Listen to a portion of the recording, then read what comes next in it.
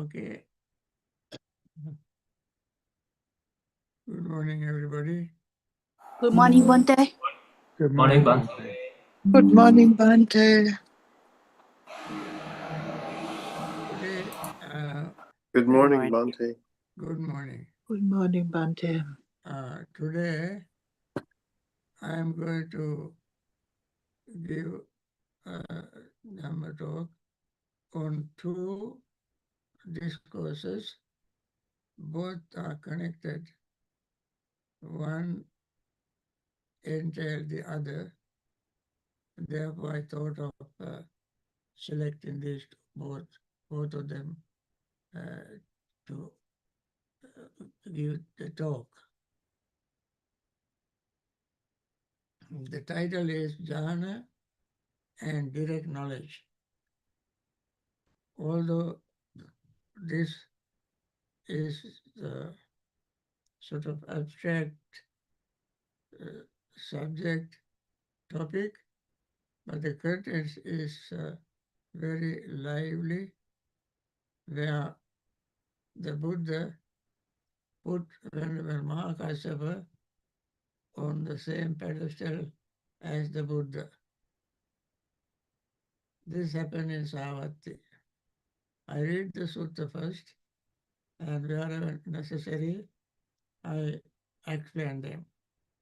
Because to whatever extent I wish, secluded from sense pleasures, secluded from unwholesome state, I entered and dwelt in the first jhana, which is accompanied by thought and examination, with rapture and happiness born of seclusion.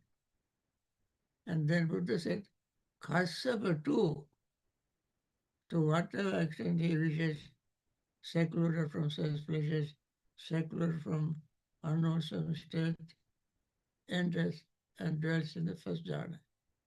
So when Buddha was able to attain this,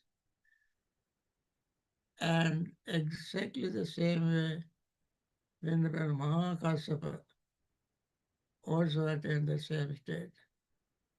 Then Buddha said this.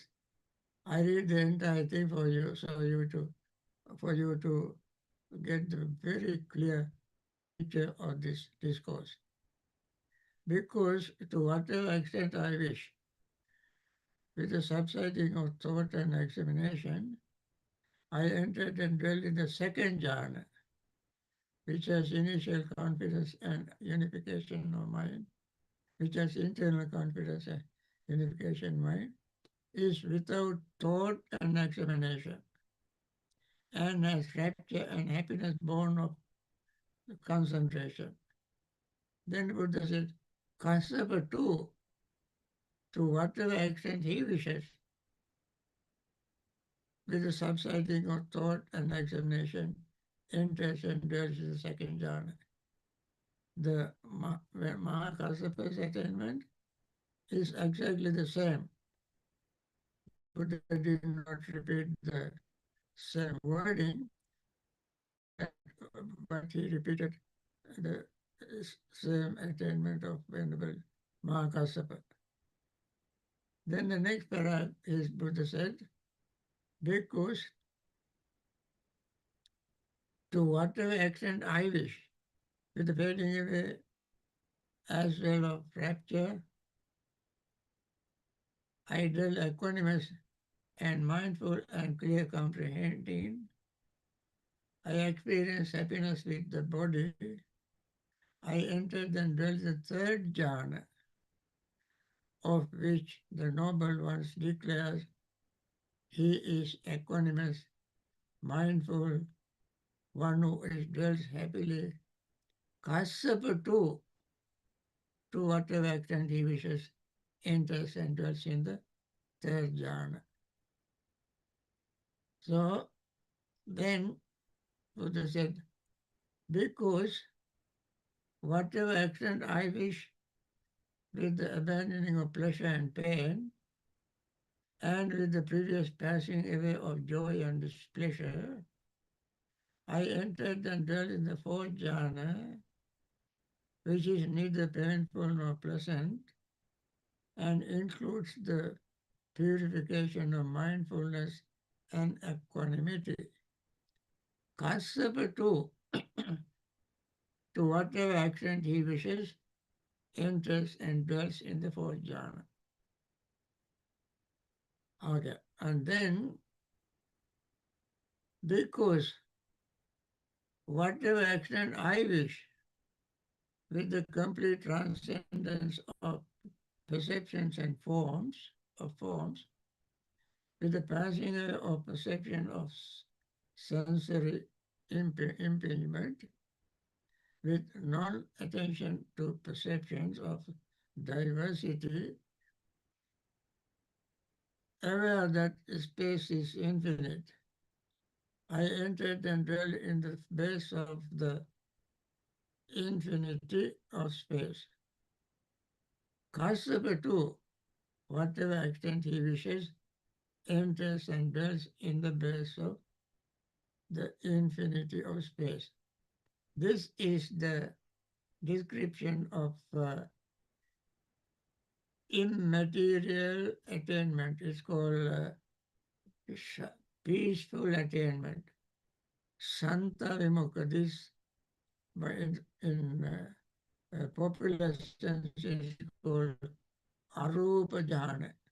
Arupa Jhana. Where there is no form, no perception of form, no perception of contact, both are abandoned. Mind, the meditator does not pay any attention to them.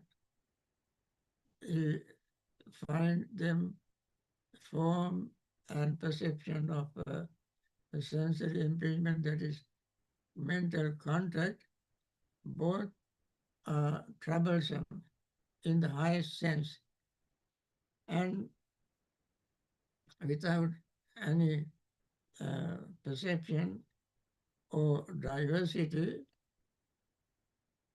aware that space is infinite. When the mind is directed to the space, directed towards space, the mind is charged or filled with the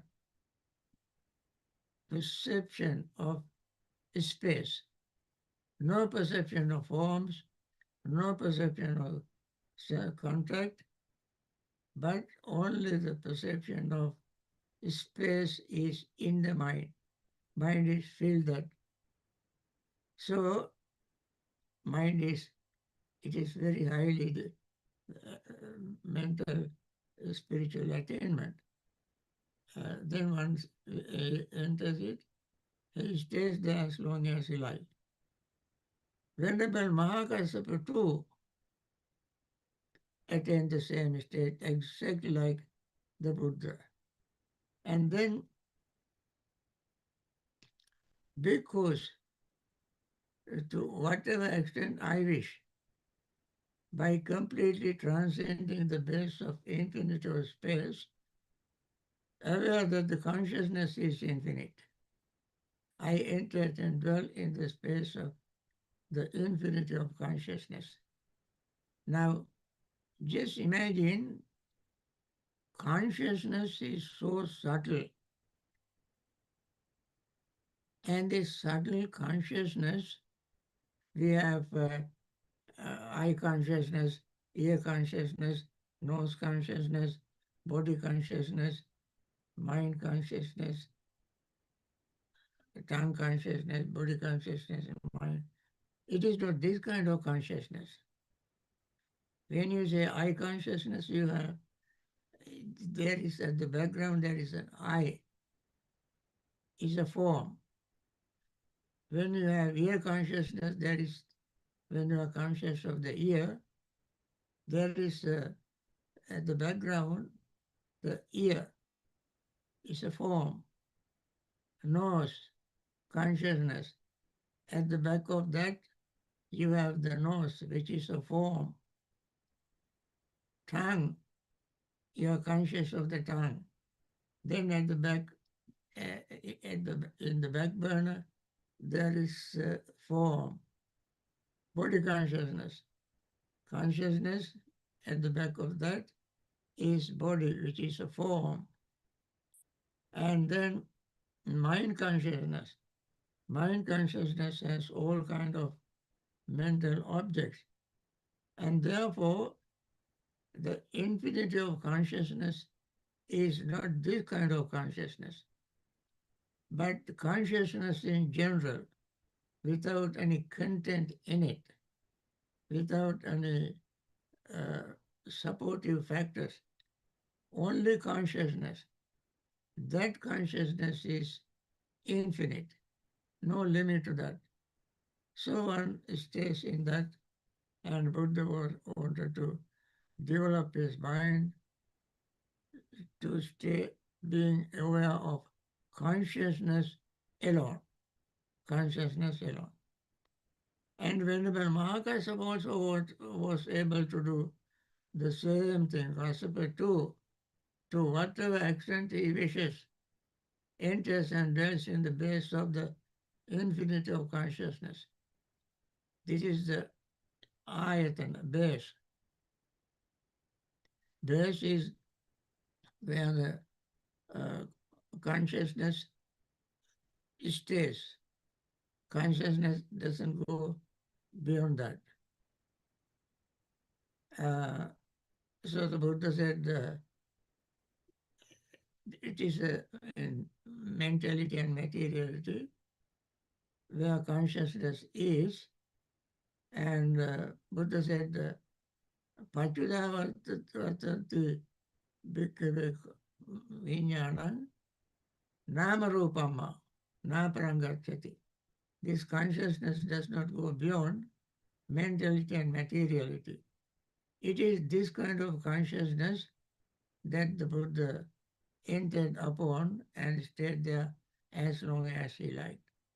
Similarly, Venerable Mahakasapa also entered and dwells in that same space, infinity of consciousness. Because to whatever extent I wish, by completely transcending the base of infinity of consciousness, aware that there is nothing, I enter and dwell in the base of nothingness. So this nothingness is no things there, no things. It anything you cannot perceive, and you feel there is no form, feeling, perception, and so forth. But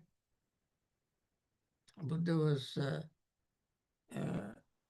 able to stay in that state without having anything in the mind. And Mahakasapa also was able to do that. And then because to whatever extent I wish, by completely transcending the base of nothingness, I enter and dwell in the base of nothing, neither perception nor non-perception. This is the highest concentration meditation can achieve. When you practice concentration meditation, your highest attainment is neither perception nor non-perception.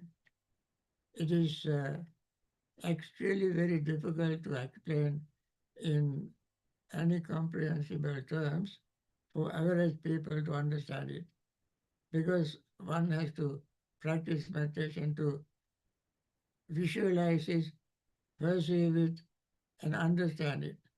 That kind of very most refined mental state called neither perception nor non-perception. And Mahakasapa too, to whatever extent he wishes, as long and enters and dwells in the base of neither perception nor non-perception. And then because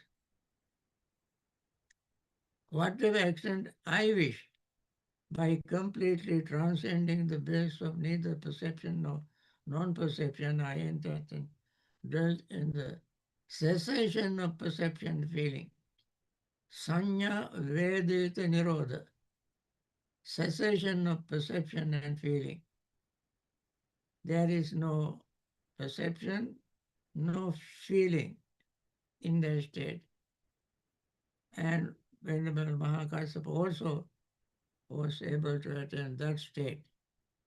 And then because this is far more beyond our uh, comprehension, these attainments. So the Buddha said, because to whatever extent I wish, I wield the various kinds of spiritual powers. These are the spiritual powers. Id. Having been one, I become many. Having been many, I become one. I appear and vanish. I go unhindered through a wall, through a rampart, through a mountain as though through space. I dive in and out of the earth as though it were water. I walked on water without sinking, as though it were earth. Seated cross-legged, I travel in space like a bird. With my hand I touched and stroked the moon and sun, so powerful and mighty. I exercise mastery with the body as far as the Brahma world. See, Mahakasyapa too can, whatever extent wishes, he wields various kinds of spiritual power, just like the Buddha. Because to whatever extent I wish, with the divine ear element, which is purified and surpasses the human, I hear both kinds of sounds, the divine and human, those that are far as well as near. Kasyapa, you stay here many thousands of miles away, sounds you can hear. That is the Buddha's very supreme power that can go through mountains, rocks. Kasyapa too, to whatever extent he wishes, with divine ear element, which purifies, surpasses human. Hear both, hears both kinds of sounds. Because whatever extent I understand the minds of others and beings and persons, having encompassed them with my own mind, I understand the mind with lust as mind with lust, mind without lust as without mind without lust, mind with hatred as mind with hatred, a mind without hatred as mind without hatred, mind with delusion as mind with delusion, a mind without delusion as mind without delusion, mind concentrated as the mind concentrated, the mind distracted as the mind distracted, and mind exalted as mind exalted, surpassable mind as surpassable mind,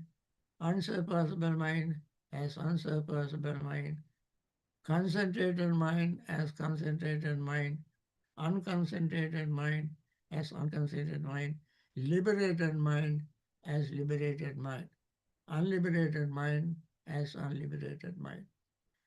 This is, you can see, Chittanupassana, Chittanupassana, seeing others, the exact state of mind in others.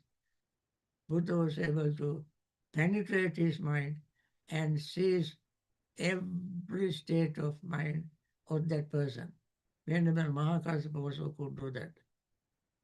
And then I recollect previous lives. I recollect my manifold past lives. past abodes, that is many births. Uh, I, you can read very quickly. 1, 2, 3, 4, 5, 6, and 10, 20, 30, 40, 50, 100, 100,000, and many eons and of world contractions. It is world contract. Buddha was able to see the world eons of world contractions and eons of world expansion and many eons of world contraction and expansion. There I wish so named, I was so named, of such a clan with such an appearance, and was my food, such my experiences of pleasure and pain, such my lifespan, passing away from there, I was reborn elsewhere, and there too I was so named of such and such and such, with such and such appearance. Such was my food, such my experiences of pleasure and pain, such was my lifespan, passing away from there. I was reborn there, here. Thus I recollected many false past with their modes and details. Kassapa too had the same attainment. And then, because to whatever extent I wish, with the divine eye, which is purified and surpassed the human, I see beings passing away, beings reborn, inferior, superior, beautiful, ugly, fortunate, unfortunate, and I understand how beings fare on according to their karmas. Thus, these beings who engaged in misconduct of body, speech, and mind, who reviled the noble ones, held wrong views, and undertook action based on wrong views, with the breaking up of the body after death, having been reborn in a state of misery, in bad destination, in neither world, in hell, but these beings who engaged in good conduct and so forth and so on, they were born in worldly state according to their karma. And that's the opposite of the other. And Mahakassapa also had attained the same state and gained the same knowledge. And then finally, because by the destruction of taints and this very life, I entered and dwelt in the taintless liberation of mind, liberation by wisdom, realizing it for myself with direct knowledge. That means asavanam kaya, anasavan chetomiti panyamiti. Ditya dhamme sayam abhinya sachikarta upasampati virati. And he completely destroyed all asavas, all taints, all idiosyncrasies, completely destroyed and attained perfect enlightenment. Mahakassapa also did the same thing, destruction of the same. So, and then this is the first discourse. Why I mentioned this, the second discourse, in spite of, we must remember the things that I mentioned in the first discourse. Now the second discourse is Bhikkhuni's quarters. That means Venerable Ananda used to go to Bhikkhuni's quarters and give Dhamma talks. One day, on one occasion, the Venerable Mahakassapa was dwelling in Saravati and JHS Grove, Anathapindika's park. Then, in the morning, Venerable Ananda is dressed and taking bowl and robe. he approached the Venerable Mahakassapa and said, "Now come, Venerable Kassapa, let us go to the Bhikkhuni's quarters." Then Mahakassapa said, "You go, friend Ananda. You are the busy one with many duties." Busy one with many duties means this seems to have happened after the Buddha's passing away. Venerable Ananda was very busy. When the Buddha passed away, many people came to the Buddha and came to Venerable Ananda and asked, Venerable Ananda, whose alms bowl are you carrying now? Whose robes are you carrying now? Whose kutis you clean every day?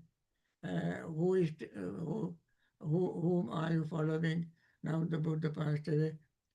And then Venerable Ananda has to talk to them and said, even though Buddha was so supreme enlightened, and it is so shame that Buddha passed away, don't cry, everything is impermanent and so forth. He had to pacify these people, talk to them, and that's why he was very busy. That's what Venerable Mahakassapa said, you go, friend Ananda, you are very busy one with many duties. Second time Venerable Ananda requested Mahakassapa. Second time Mahakassapa said the same thing. Third time he noted, third time also he said the same thing. Kandravena Maharaj, let us go to the Bhikkhuni quarters. And why did he invite Venerable Mahakassapa to go to the Bhikkhuni quarters? Because there are Bhikkhunis who are very keen in the practicing meditation. Since Mahakassapa was put on the same pedestal as the Buddha, even though Venerable Ananda knew all the Dhammas, he memorized entire sutras, and but he respected Mahakassapa just like he respected the Buddha. So when the Buddha passed away, he wanted to inspire these bhikkhunis who wanted to learn meditation. There were many of them. So that is why Venerable Ananda invited Venerable Mahakassapa to go to bhikkhuni's quarters and give Dhamma. So finally Mahakassapa agreed. So then in the morning, the Venerable Mahakassapa dressed and taking bowl and robe, went to the bhikkhuni's quarters with the Venerable Ananda as his companion. When he arrived, he sat down on the appointed seat. Then a number of bhikkhunis approached the Venerable Mahakassapa, paid homage to him, and sat down to one side. As they were sitting there, the Venerable Mahakassapa instructed, exhorted, inspired, and gladdened those bhikkhunis with Dhamma talk.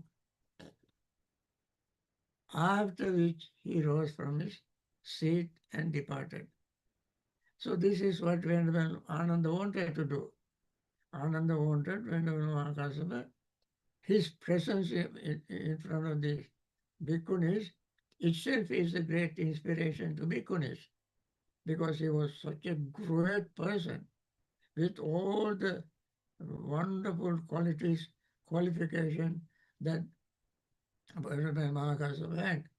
And you can see in the previous talk, part of the sutta, that Buddha put him at the same level as the Buddha. And that is why Venerable Ananda wanted him to go to Bhikkhuni's quarters, because he was so compassionate. He did not want to monopolize the teaching.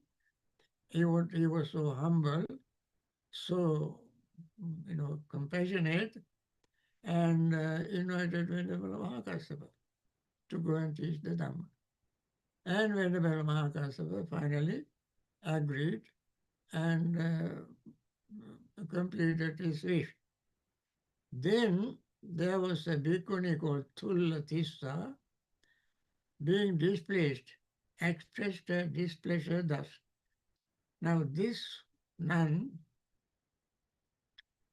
among all these other very highly developed, what you call very highly spiritually advanced nuns, this nun was not very pleasing, just talkative nun. And she liked Venerable Ananda, Ananda's presence, Ananda's talk, Ananda's voice, Ananda's appearance. But therefore she said very loudly, how can Master Mahakassapa think of speaking on the Dhamma in the presence of Master Ananda, the Vidayan sage? Ananda is a sage. He is a spiritually advanced monk. How can Venerable because Thulatissa did not know Venerable Mahakassapa's achievement. She did not know that Buddha put him at the same level as the Buddha. Thulatissa did not know that. Therefore, she made this rash expression. I said, how Mahakasapa think of speaking on the Dhamma in presence of Master Ananda? The Vidayan said, for Master Mahakasapa to think of speaking on the Dhamma in the presence of Master Ananda. The Vidayan said, this is just as if a needle peddler would think he could sell needle to the needle maker. So she was so upset. She accused Venerable Mahakasapa as selling needles to needle maker. Venerable Mahakasapa overheard the Bhikkhuni Thulatissa making this statement and said to Venerable Ananda, of course, she spoke so loudly that Venerable Mahakasapa heard that. Then Venerable Mahakasapa said to Ananda, how is it, friend Ananda? Am I the needle peddler and you the needle maker? Or am I the needle maker, you the needle peddler? Then Venerable Ananda said, be patient, Venerable Kassapa. Women are foolish. Here he said in general, in plural, women are foolish. Actually, he wanted to say that Thulatissa is foolish. Hold it, friend Ananda. Don't give the Sangha occasion to investigate you further. What do you think, Ananda, friend Ananda? Was it you that the Blessed One brought forward in the presence of Bhikkhu Sangha and saying, now Venerable Mahakassapa reminded Venerable Ananda very, very important point. That is, he reminded Venerable Ananda how the Buddha recognized Venerable Mahakassapa in front of a big assembly of monks, saying that everything that Buddha has attained, Mahakassapa has attained. And so he said, Venerable, was it you that the Blessed One brought forward in the presence of the bhikkhus Bhikkhu Sangha, saying, Bhikkhus, to whatever extent I wish secluded from sense pleasures and so forth, he reminded Venerable Ananda what the Buddha said in the previous discourse. Buddha attained all the four jhanas, four bases, and finally Buddha attained cessation of perceptions and feeling, and finally Buddha attained destruction of all defilements and attained full enlightenment. And Buddha said in front of all the other bhikkhus, other monks, Mahakassapa also had the same attainment, four jhanas, four bases of infinity, and cessation of perception and feeling, and attaining full enlightenment by destroying all the defilements. So, in other words, Buddha, Mahakassapa was just like another Buddha. That much recognition Buddha gave to Venerable Mahakassapa. Then Mahakassapa asked Venerable Ananda, was it you that the Buddha recognized like this, or you me recognize like this? And therefore, Venerable Ananda said, one sensual person, no, Venerable sir, he said, not me, but you. I was the one friend that the Blessed One brought forward in the presence of Bhikkhu Sangha, saying bhikkhus, and so forth. He repeated the same attainment, same thing that the Buddha said, and showed how Buddha made him equal to the Buddha.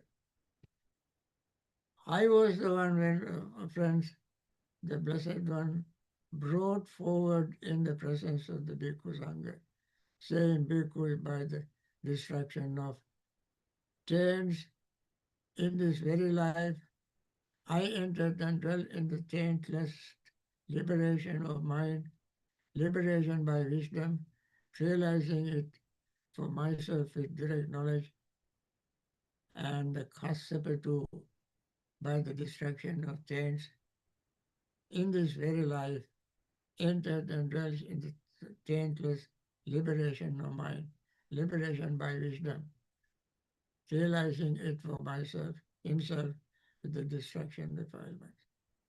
So, now, as I want to mention, repeated the same thing. And then finally, Venerable Mahakassapa gave this very beautiful, unforgettable simile. That is, friend, one might just as well think that a bull elephant, 7 or 7.5 cubits high, could be concealed by a palm leaf, as think that my sixth direct knowledge could be concealed. Can you hide an 20, 15 or 16 feet tall, big bull elephant? Can you hide him by a palm leaf? Palm leaf is, a kind of tree. It's called palmyra many times in English.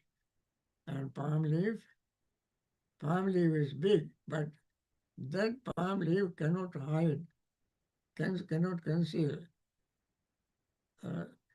15 or 16 tall elephant. Elephant is so big. Similarly, Venerable Mahakassapa's achievement, 6 direct knowledges could be concealed.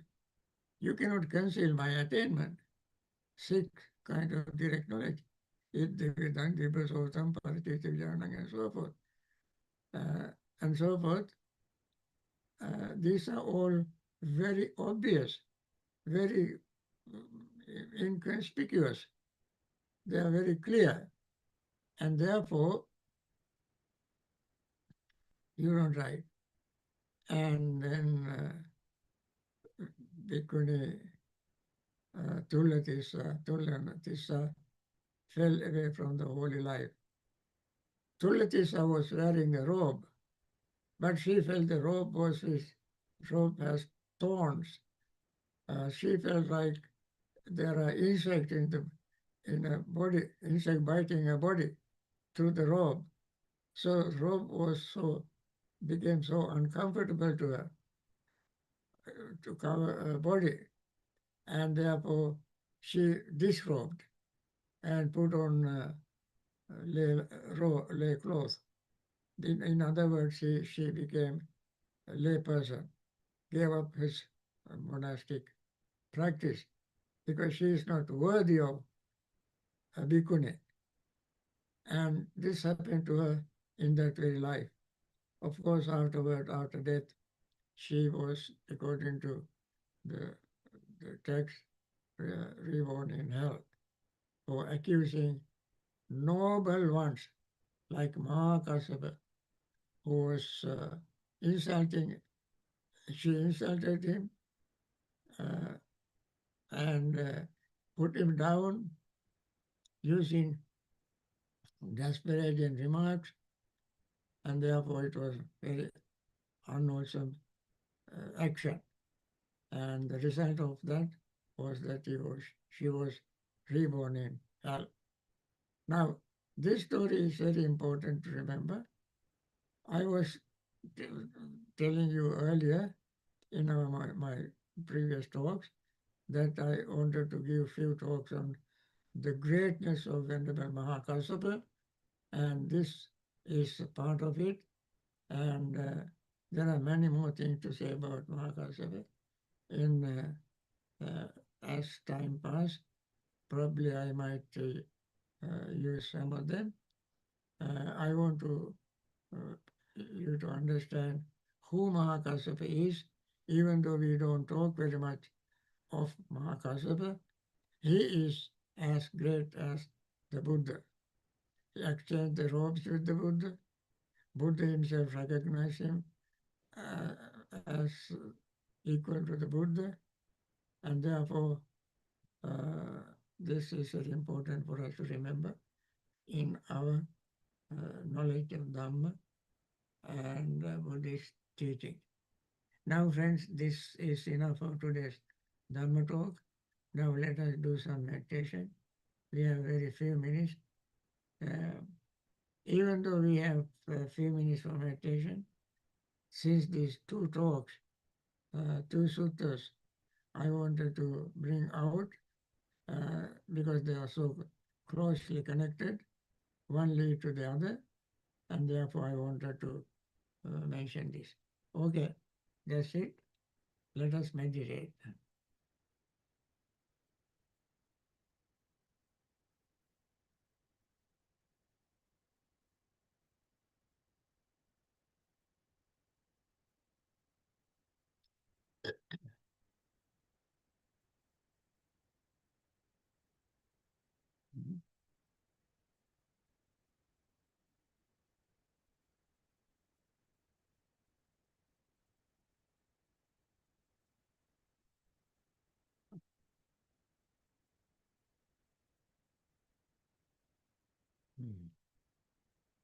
Okay, friends.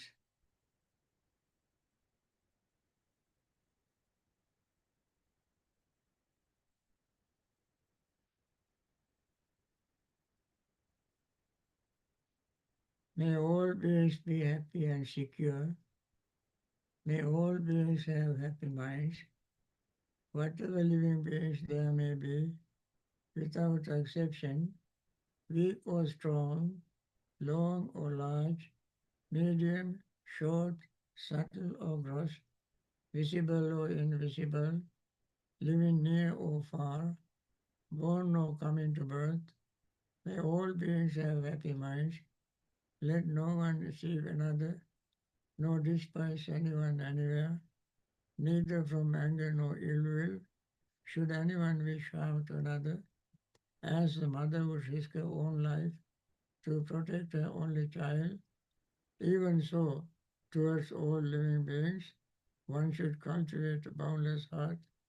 One should cultivate for all the world a heart of boundless loving friendliness above, below, and all around, unobstructed, without hatred or resentment, whether standing, walking, sitting, lying down, or whenever awake. One should develop this mindfulness. This is called divinely dwelling here, not falling into erroneous views, but virtuous and endowed with vision, removing desire for sensual pleasures. One comes never again to birth in the womb. Okay, let us meditate for 15 minutes.